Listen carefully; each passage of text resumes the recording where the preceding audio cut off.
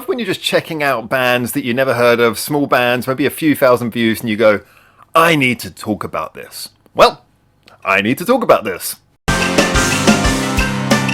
Hi there and welcome back to Japan, where recently I've been going through my suggestions thread a little bit more on the Discord, picking up some songs that maybe I didn't have a chance to listen to before. It's been busy, it's been crazy recently, and I came across a song called Dirty by 362, or Sam Rokuni, as they helpfully title themselves underneath the closing card of the video, because of course they're Japanese, not English.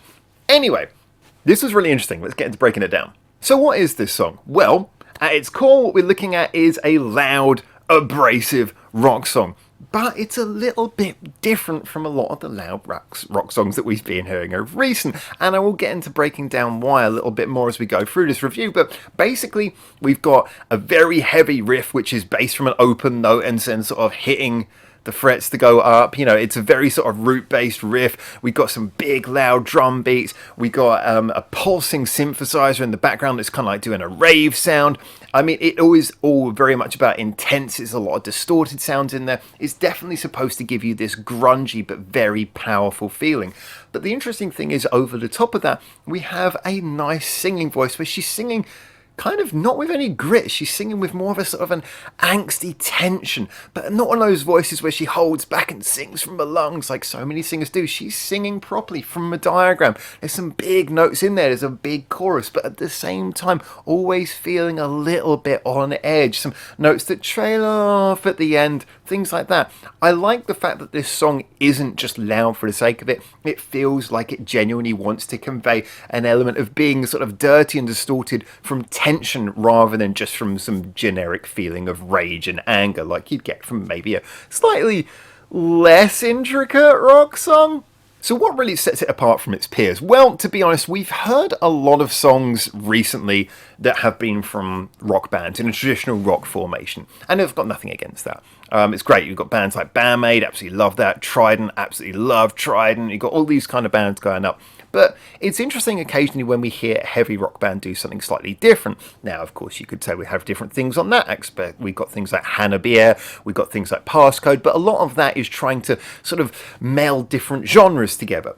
It's very interesting to hear this group because I feel like what they're doing is they are essentially speaking being a normal rock band. Of course, this is the only song I've heard by them thus far. But they're doing the normal rock band thing with very sort of open sense towards the sonic qualities that make up a rocking song.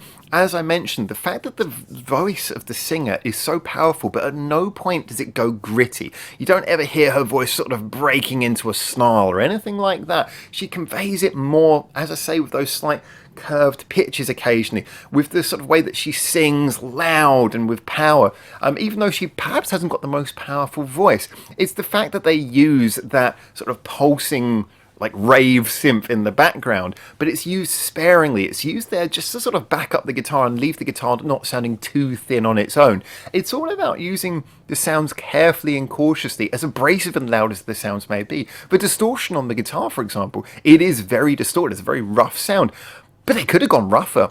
It's clear in the way that the songs mix so that everything comes through in its anger. There's just a feeling that this is something which on its surface just blasts you like wow. But when you listen to it with a more discerning ear, it's well constructed, it's well layered, it's a mixture of things that have been put together with a care. You can tell that there was a lot of many hours in the studio going over and over this to get it just right, even if the end feeling just feels like a blasting garage distorted sound.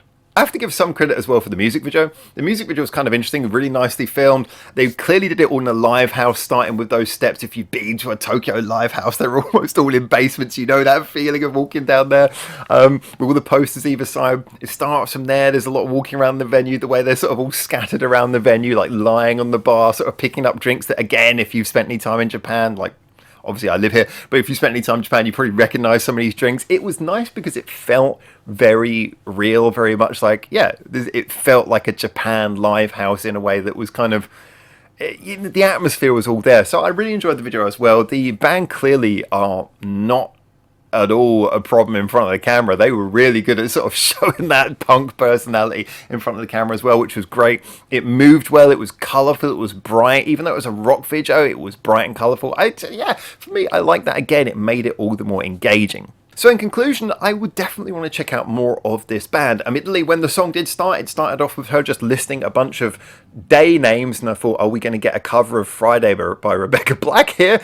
Luckily, that's not what we got. But yeah, I liked the whole way that this song went. I like the feel of it. Now, yes, it is the song they put out as a video. I don't know if this band has any more videos. I hope they do, but maybe this is their best song. Maybe it's all downhill from here. But you know what? I just got a good vibe from this. It was well constructed. I liked it. If you like this band, please do suggest more songs by them that I'll gladly check out. And of course, if you're new to this band, or even if you heard them before, if you're watching this review, put your comments in the comment section below. And yeah, I'm getting a message. I don't know what it's about. And hopefully I'll see you very soon in Japan for the next one of these. But until I do, for now, ciao, ciao.